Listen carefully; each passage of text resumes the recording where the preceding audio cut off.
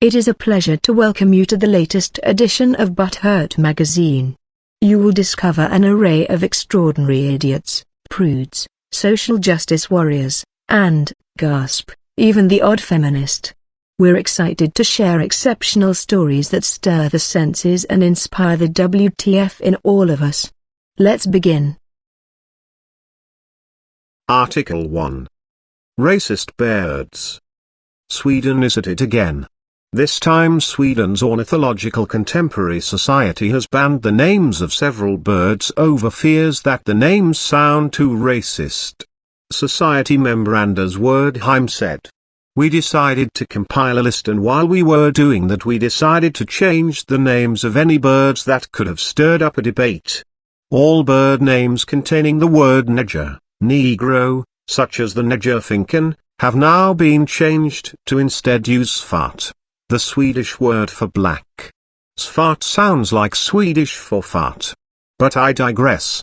The kaffa bird, known as the swift in English, was also changed as not to sound similar to a term used in South Africa as well, causing the white-rumped swift to become the vitgumpsegler. Even words that could be translated to sound questionable in other languages were banned and altered, such as the Zygenafidjul, or the gypsy bird. According to reports, debate thus far over the subject has been minimal, indicating that the ButtHurt programming of Sweden is near completion. A few feel the incident once again represents out-of-control political correctness.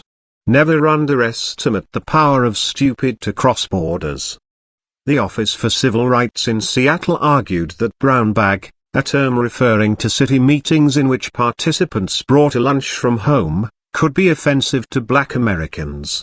In the United Kingdom, police banned the words blacklist and whitelist in 2012 as well over fears that law enforcement could be accused of racism.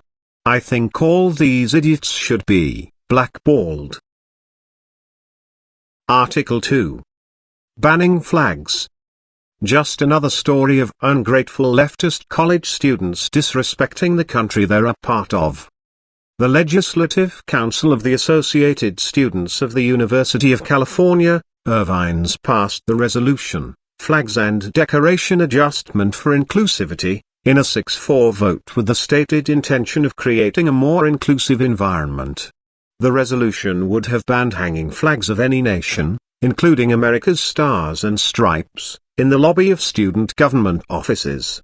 This idiotic resolution said that the American flag's symbolism has negative and positive aspects that are interpreted differently by individuals. I say, so what?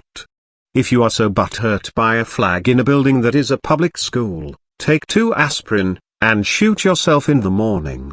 Fortunately, in this story, the student leaders at the university later vetoed the resolution, led by the student body president whose name, if I am not mistaken, is Persian. You know that your idea to ban the US flag is stupid when someone of Iranian descent vetoes your banning the American flag. Article 3. Cereal Equality. An incredulous Jezebel article titled "Ever Noticed There Aren't Any Female Breakfast Cereal Mascots?" can only be described as 2 minutes you will never get back. In it, Mangina writer Doug Barry drills against patriarchal injustice of cereals and their conspicuous exclusion of females, apart from on Kellogg's Disney princesses. Disney princesses. Don't get me started about these. You wouldn't like me when I'm angry. Anyhow, proving no male oppressor is safe, Barry lambasts the homoerotic trio of rice-puffing elves, Snap, Crackle and Pop. Seriously, this actually exists. For a feminist, I thought they loved homoerotic stuff. Perhaps Mangina Barry wants some alpha male to snap his hips, make his anus crackle in pain, followed by the pop of a romance explosion on his back.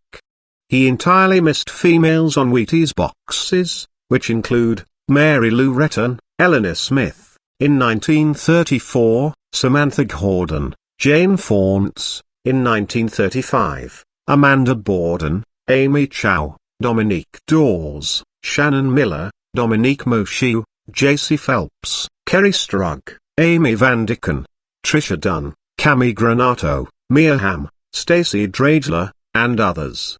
I used the term male serial mascots when describing Snap, Crackle, and Pop, Lucky the Leprechaun, the Trix Rabbit, Buzz the Honey Nut Cheerios Bee, and Sunny the Cuckoo Bird.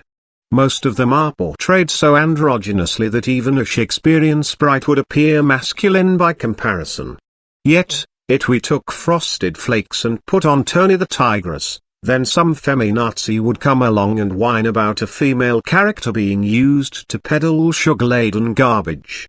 You just can't win with feminists. So other than Strawberry Shortcake, Rainbow Bright, and all the ones I mentioned before, Barry failed to do his homework and see that one breakfast category is entirely dominated by one female, and a visible minority at that. Pancakes.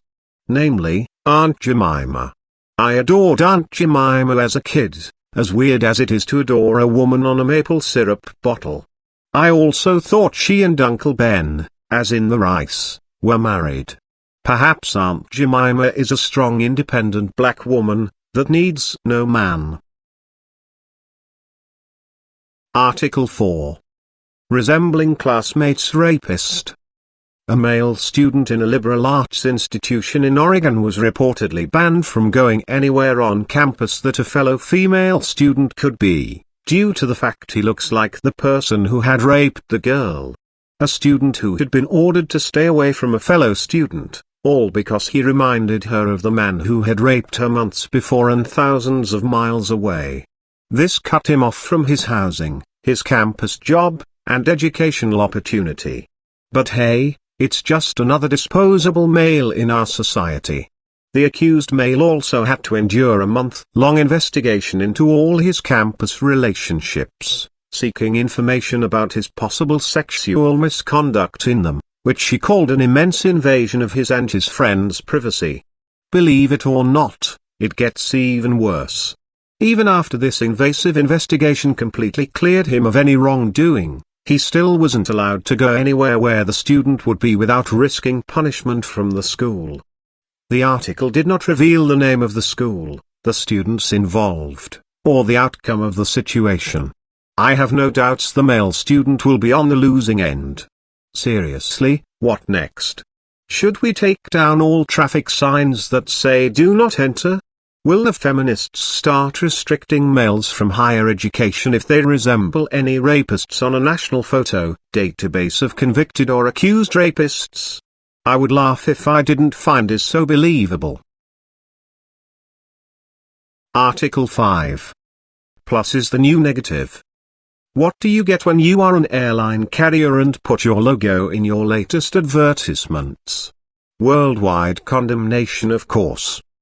Swiss Air simply put their own logo, which happens to include the Swiss flag in their ad, along with Crucis Trump, which literally means the cross is an asset. Those unfamiliar with the Swiss flag, it is just a red box with a white plus sign in it. However, apparently for many Muslims it is literally a red flag. According to one Turkish journalist, Muslims see it as a Christian slogan that is a provocation and an attack against Islam. How a white plus sign resembles a Catholic cross, I'll never know.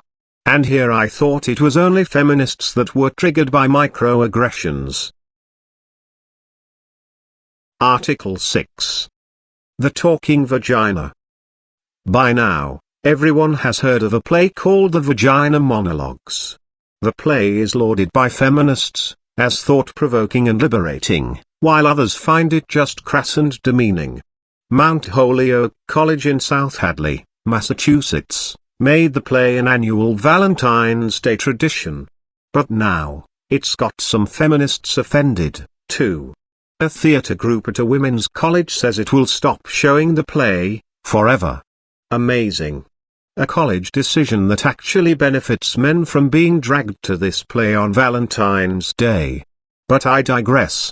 At first I thought maybe they stopped showing the play for a scene that celebrates the seduction of a 15-year-old girl by a female executive in her mid-30s. What normal people would call pedophilia, is instead celebrated like some sort of cherished growth experience. WTF. The real reason for stopping the play? The students were concerned about offending transgender people.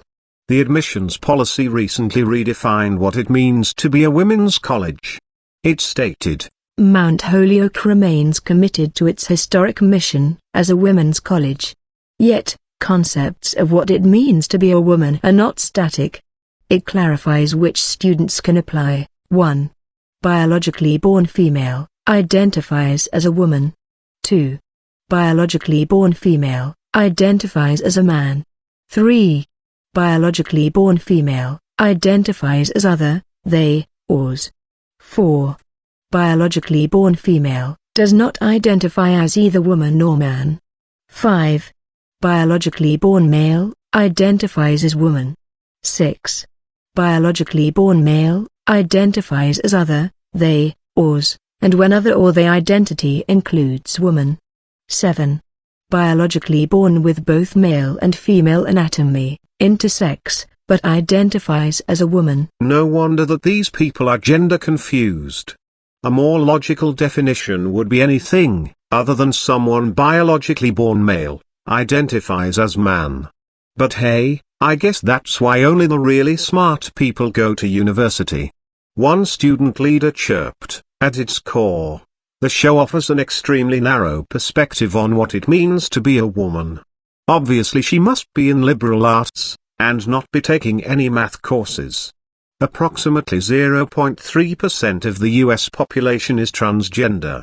Meanwhile, the playwright Evinsla, who wrote the Vagina Monologues, has a new play out that we could all enjoy.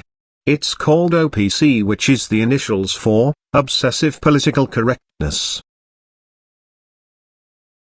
This concludes this issue of ButtHurt magazine. If you enjoyed it, please comment, rate, and subscribe. And remember, sharing means caring. Thank you.